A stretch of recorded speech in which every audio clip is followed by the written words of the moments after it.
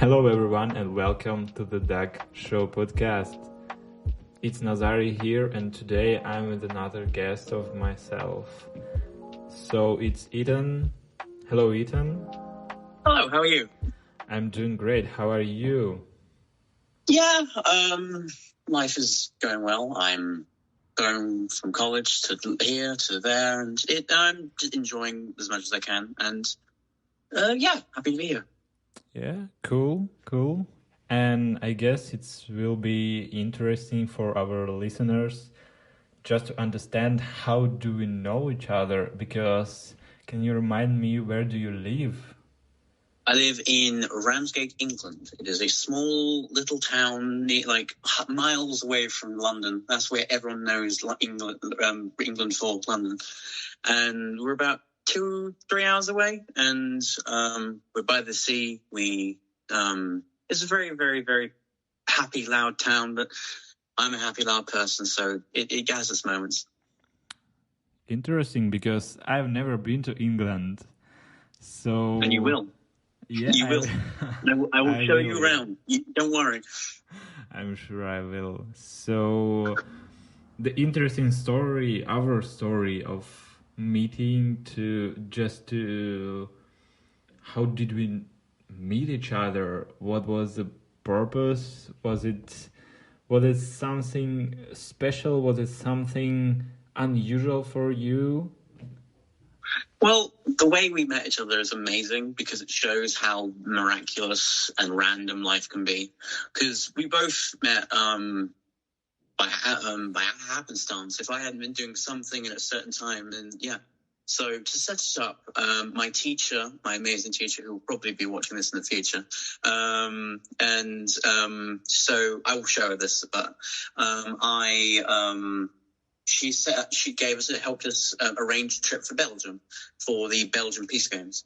We then I waited because I'd always wanted to go out the country and just experience something different from what I see, and to have that experience, because again, life is full of those chances you got to take, and then we got there. We got on the Eurostar for the first time we got there. It was very interesting. It was like a sci-fi movie, went straight through the tunnel. We got there to Belgium, and the first day we got there, it was beautiful, serene, amazing. Everything was like out of a postcard. I was so amazed. And then we got there. People started arriving. People like from different points of the world, because this is the Belgian Peace Games, so it was celebrating the Christmas truce. So we got there, and I was playing piano one day. One chance thing. You were walking down the corridor. I was playing piano, and you stopped by. We started chatting about music. We started to have that little thing, that spark of interest. We sat down. We started talking. Other people. We started talking. And we became good friends. We started chatting more and more. And to have that little thing, that random thing, because I don't know, because I got interested in playing piano because someone at school offered me a course, and I was like, I don't know, maybe. So to have that, and then I was like, sure, why not? I'd love to. So then if I hadn't have gotten that, someone hadn't offered me piano, I may not have been playing that day, and to have that little thing, because we have little moments where people go, well, that could have happened, but things needed to happen for us to meet. Yeah. Things needed to happen, and I'm thankful that they did, because it's a very, very, because life is full of those moments. Do you know? So it was like Global Peace Games, and there were a lot of activities, and we spent a lot of time together. A lot of football. You beat me in that department 10 times. I'm more there for the discussions. I watched you go by on your football. It's like, we played traditional games, I guess, like old traditional Belgium games. I got to learn a lot of culture, learn a lot of little bits of things. Our discussions were the most interesting part of that. Just me and you getting to know each other, and because I haven't really talked to other people that I met in Belgium. I have lost their numbers, lost contact. Me and you, like, we've stuck it through. We've been through the thing. Yeah, we've had that little like we're not getting rid of each other, and that's good. Yeah. So basically, we spent it. Yeah, we spent a lot of time. We got a few breakfasts together. I guess I said normally I should have been with my group, so sitting with them on a table. But I decided to go with you to your table, and I met all like your group, your friends, and it also went so interesting for me because I never had to know people from England from the United States, so the native English speakers, and it was also interesting for me just to first of all to see how understandable I am and how does it feel to speak to someone whose native language is English.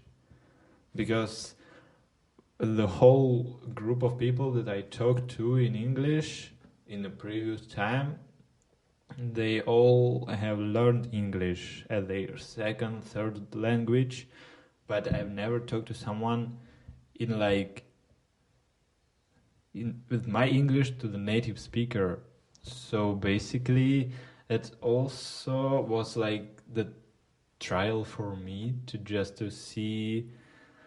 Or should I work more on my English? Or is it enough? Or is it understandable? You speak English better than some English people I know. Like, I say this every time. You speak English so well. I look at some people and they're just like, what? Like, it was just so, and it's also very, very, like, I just get you. I just understand where you come from. I always do. I love sitting down and having conversations with people. So when you offered me this, I had to do it at some point. Because, again, I love opportunities don't come along long enough. So when you have to go for it. Oh, I forgot to press the button.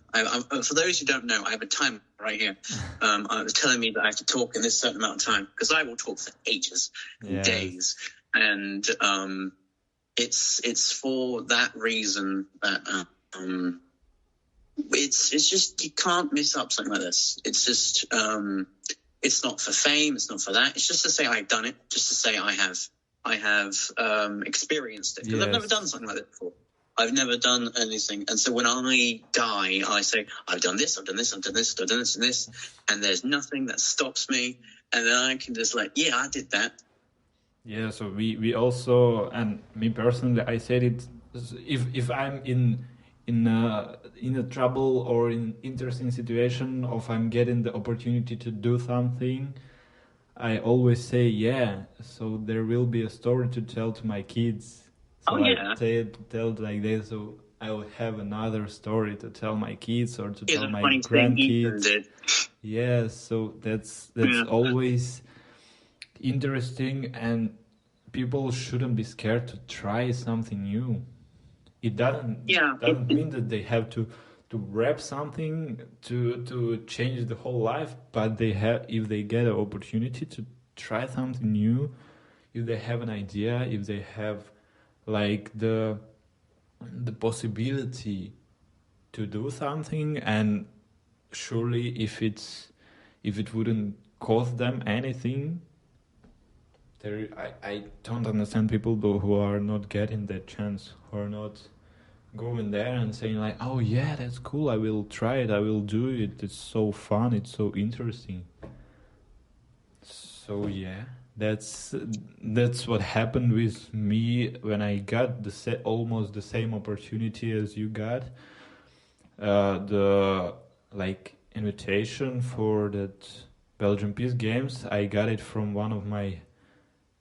He's not a teacher, but he is a man who is responsible for activities that are made for students, for children, for everyone actually. So he came up to me and like, do you want to go there? And I said, yeah, but I have school. Yeah, it's already like Good we taken care of. talked about it. Yeah, they because that's from the school. That's the man from the school who's organizing everything. Oh, so I'll say, oh yeah. Do I have to pay something? No, you don't. So basically, I did it. Even better. Yeah, so I couldn't say no to that. It was impossible to say no. So we had a great time. We had a lot of activities. We spent a good time together because some Yeah. evenings we had also with the group like in the center of our like small garden next to our rooms, and we also played or card games, or we talked about something or something like that. And we went also to a few places outside our like Oh yeah, village. we went to Eep. It was a small. Oh, press my button. And we went to Eep. It was a large little town. We went from shop to shop. We had little graveyards. Like, it was a beautiful scene. It was just respect and honor and all, like, because Belgium is a country that is like affected by chance and affected by that, where it's placed in the world and between so many other countries. But Belgium is such a lovely place and so unlike England. I dropped a fiver in Eep. And in England, someone would have taken that off, gone to the shop, and gotten who knows what. They tapped me on the shoulder and said, "You dropped that." And I was like, "Oh." It was very, very, it's very, very nice. Like the different environments and the architecture. I do art, so the architecture is like whoa. And we saw ceremonies and saw little things, and just little things make a bigger story and help you tell it better. Like, I remember standing in me and you, we went to a church under in Ypres, and in this church it had been restored for the war and used as a shelter for the Germans. Yes. And me and you were just walking by. We then looked at things. There was a painting there, a little painting that was flaking. I took a picture of it because like someone painted over it. Yeah. And that fascinated me. And then me and you and a couple of other friends, we went up to the top of this tower. We walked past the church bells and all that. And then we got to the top and we saw Mizin, because the town where the center was, just loads and loads of houses and whatnot, and birds as far as we could see. And I was like, me and you, we hugged. I took a picture. It's one of the it's on my camera roll. I love it. I look back on it, and it's like, it's amazing. Yeah. Like that friendship, that little moment of I did that, and those little details. I remember each step of the tower, the smell of the thing, like your very bright sports clothes. Like, it was bright red. I'll send you the picture. And actually, you have it. I sent it to you. And, yeah, I guess. Yeah, I got a lot of pictures because we had a group, like the WhatsApp group with a lot of pictures. So there are also a lot of memories on that pictures, and I saw them. And there was also the view from the museum, from the War Museum. Also. Oh God, yeah, that War Museum was amazing. We walked from place to place. I tried on armor. I got to try on like old armor. That was cool. I was just and I was like, hey, you go over there. And then I took his picture. I was like, no, you do, and then sort of it also was interesting that we were. It was possible to grab a few armored stuff, so like the helmet, and it was possible to like a gun or rifle or something. So that's also a different type of museum, because normally if I go to museum, it's only to watch or to read, and normally you don't grab anything. But in Belgium, I talked about Ukraine. So in Ukraine, mostly that's all only to watch, to see, to listen to something. But here there are a lot of sort of immersive experience museums. And I visited one like 2-3 weeks ago.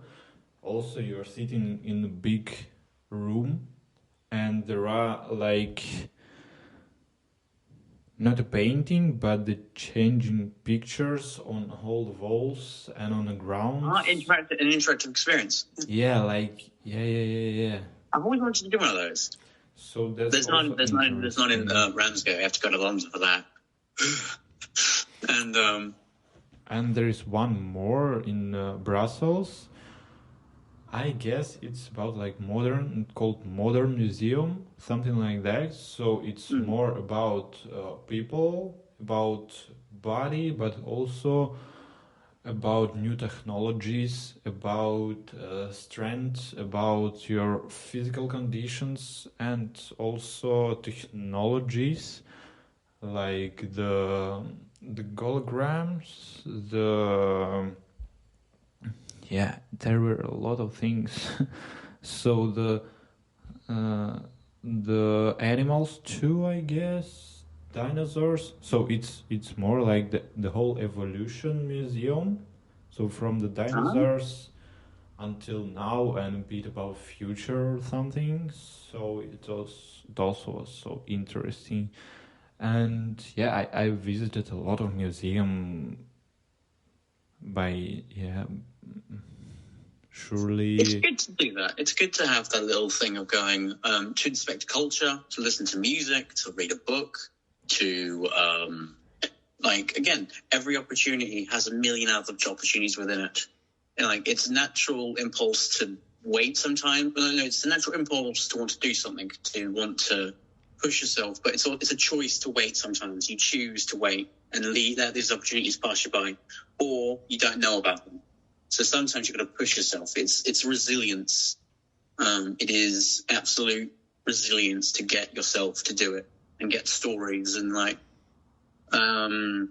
we are resilient folk, you and I. Because when I talked about museums, I reminded me also the one I've visited a few times. It's in Kiev, in Ukraine. It's called Pinchuk's Museum. So Pinchuk is the surname of one of the founders, and he was also the painter and designer. He did everything, I guess. So every month there is new style of that museum. So but it's crazy museum, because when I first time came there, it was the installation. There were a lot of installation about garbage. So it's just basically there can be a room, and just on the floor there are a few cans, the packages, like garbage, just garbage. So not in good form, but just as it's on the street, let's say. And just like on the floor, and then the same thing, but on how do you call it if you have a painting, but in sort of RAM? How do you call it? Frame. Yeah, you got it. Yeah. So the garbage, but in RAM, and again, then you speak English better than most English people. So basically, and the other months it can be like the sex toys installations.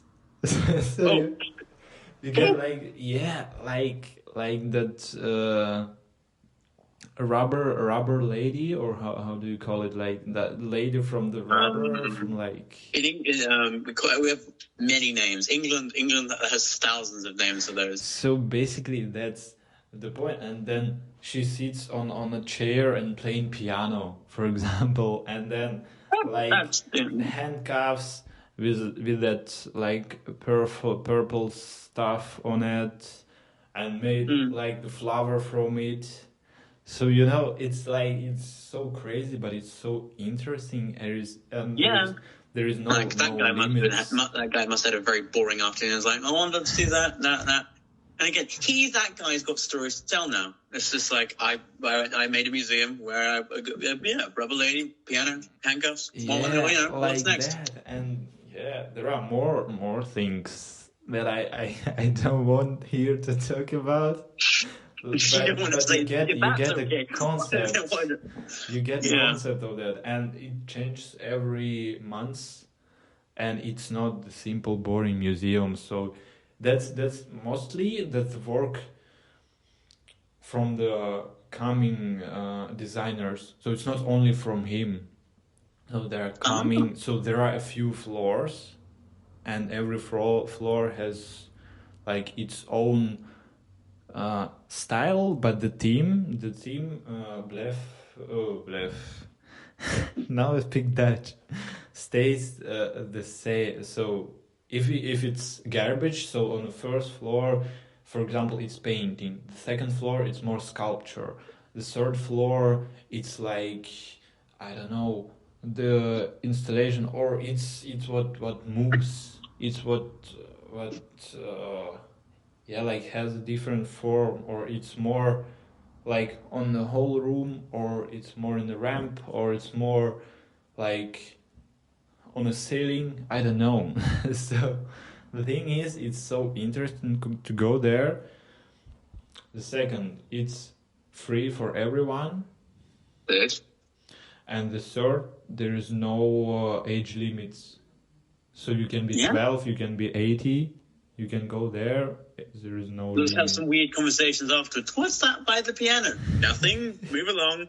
Yes.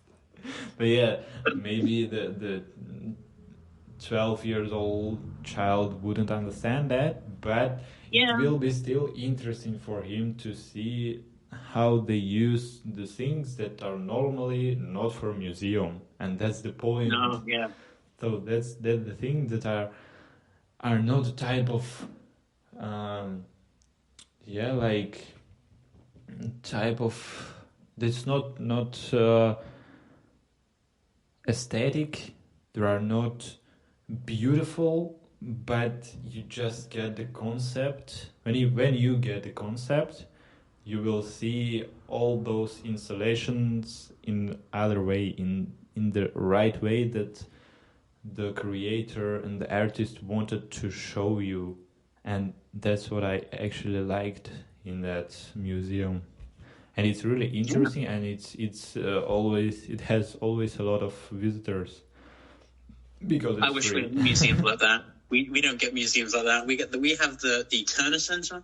The Turner Center has something like that. It's not as interesting though. We don't get stuff like yarn balls made of yarn. And we get stuff like broken up tires, and it's like, huh. And now that you told me that, I'm just like, it's that little like England. So Ramsgate's in a little county called Kent, and London is just outside the county, so it's its own little thing.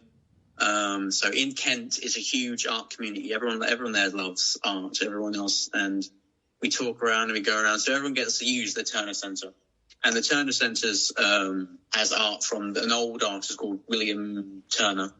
I think there might be some art listeners going, wait a minute, that's wrong. And if I'm wrong, I'm wrong. It's fine.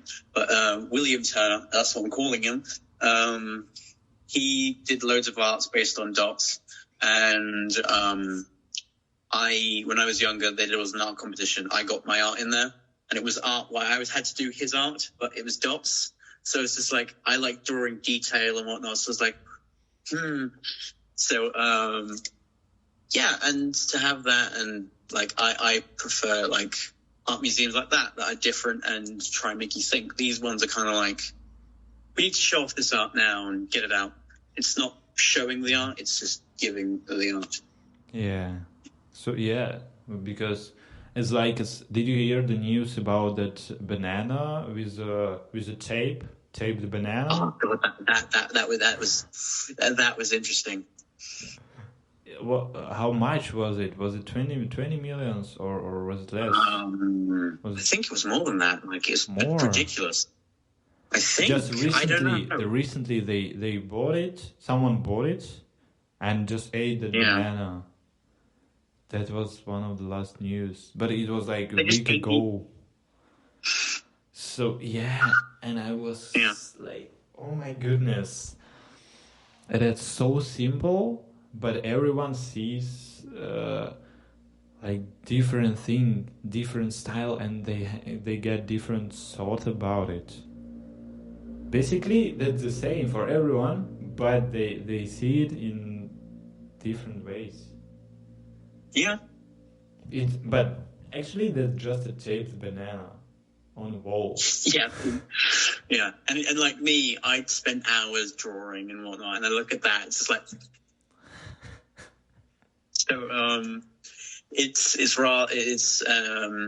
So, abstract art is where I'm just like, anyone can do that. Anyone, so like, I'm going to tape an apple to a wall. Take that, the art world. Yeah. And like, for that, it's like, people love artists like not just painters or sculptors. There's like see people like Bowie or people like Van Gogh. Van Gogh's like the famous painter, and you've got the Beatles and loads of artists who are just like, they're interesting because they have a story behind them. They're interesting, or like actors or storytellers. Like things like AI pictures, and they don't have the same interests. They don't have the same like little bits to them. They're just made. They press a button, they're there. Yeah. These like you've got Da Vinci, you've got Edvard Munch, you have all these other little things, and they are made. They lived. They breathed. They took all the opportunities. They took all the little bits in life, and they decided, I'm going to paint that down. I'm going to do that. I'm going to write a song about that. I'm going to act that moment, write that story. There's this lovely poem by Rudyard Kipling called If, and it's about all the things you have to live a life full of, take every opportunity, take all of that. And I love listening to that. And I don't know how he wrote that and got all that down. I probably should look it up, but for that, it was like he took the opportunities to like live and experience that and write that down, and to such a degree that it's still modern today. It still feels good. So it's and you've got stuff like Edgar Allan Poe, the famous Gothic writer, and it's for reasons. He had a very tragic life. He wrote down everything. He put his pain into the words he wrote for people to look at. Van Gogh, with every stroke of a brush. Bowie, with every madness in his life, he wrote down a lyric and put it in, and we listened to it and we marvel at it. It's amazing and astonishing what the art world and whatnot is driven by. And I guess myself included, I look at life and I'm writing a story. I love telling stories, meeting interesting people and getting experiences from them. And for that, it's always intriguing because we live in a huge world and AI is too sterile. People who take shortcuts, it feels cheap. You know what I mean? Yeah. And like me and you, we will go the long mile. We will walk. Other people I know, they'll go the long mile. And it's like, when people tell me like, oh, I did this to get this, and it's like, but you kind of miss the point. The point is the long journey. When people complain about the little that it's taken too long, it's like, that's the point. You got to earn it. And sometimes it doesn't work, and sometimes it does. The beauty of it is that you'll never really tell. Sometimes you will see it, sometimes other people will see it. Yeah. And it's a mad, crazy world. It's becoming more mad. Yes, it is. And as long as you have good people, conversation, and a nice little seat to watch it all happen, you'll have a lot of stuff to do. Yeah. Okay, so it's going really long. and I guess it will be nice to make 2 episodes out of it. And yeah, I'm down for 2 episodes. Continue our story in the next episode, so don't miss it. Yes, don't miss it. It's very good for those loyal listeners. And you at home, make sure, check your calendar, put it away, look at here. Yeah. All good. So the Zari and Ethan's epic conversation will be coming to you soon. Yeah, we'll come back soon. It was the Dark Show podcast. Subscribe and listen to the next part, the second part of that episode with Eden. Eden, I thank you, and we will see each other in the next episode then. Pleasure. Bye-bye. See you soon. Bye-bye.